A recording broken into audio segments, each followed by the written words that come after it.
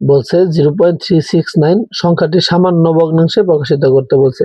সামান্য বলতে সাধারণ ভগ্নাংশে প্রকাশ করতে বলছে আর কি। তুমি এটাকে তুলো।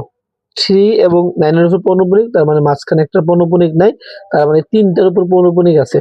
তুমি তুলো 0.369 369 369 369 369 দাও, 369 দাও।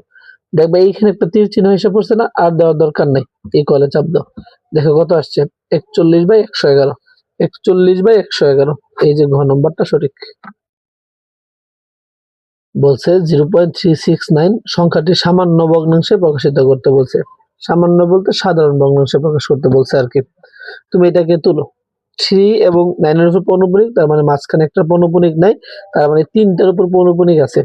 তুমি তুলো 0.369 369 369 369 369 দাও, 369 দাও।